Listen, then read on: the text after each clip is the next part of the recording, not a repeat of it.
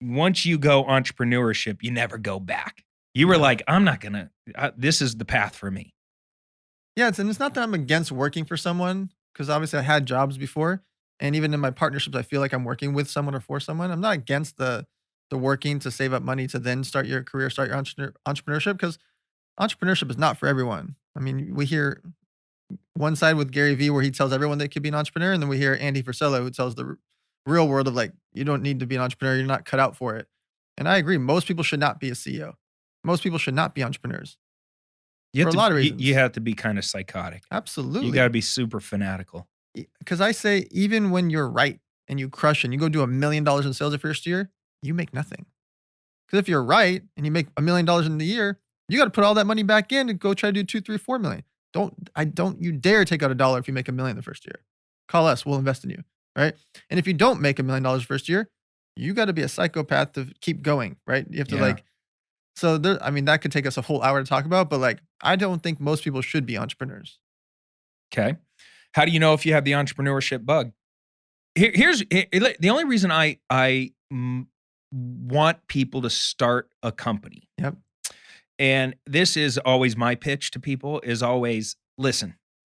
You're not even playing the money game right now, and that's the problem. Is our system is set up for non-business owners to be stuck, and yeah, you might make a lot of money, and there is one path out of that, which is an investment vehicle. But from a tax standpoint, you're set up, it's rigged against you. And it's harder and harder the more money you make because you get taxed more and more. So you can make a lot of money and invest your way out. But I like it when people at least start a business because now you can write off a lot more expenses. The game is more set up to win. There's probably a difference than owning a business than growing a business. Well, there's options there. So what I do is I find quarterbacks to run those side businesses or run that business so that if you're not the entrepreneur, because I did my 2 decades, I put in my time as the entrepreneur. I'm still entrepreneurial, but for the most part, if you look at all the things, right? Everbowl and sports card businesses and all the things you guys see me post about, those are run by a quarterback, not Dan. I'm on the group chat, I'm making decisions, I'm helping in the background.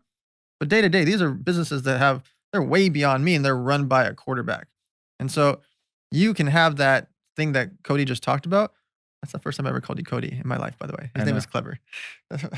We got it here on video and Can we edit that out? on audio.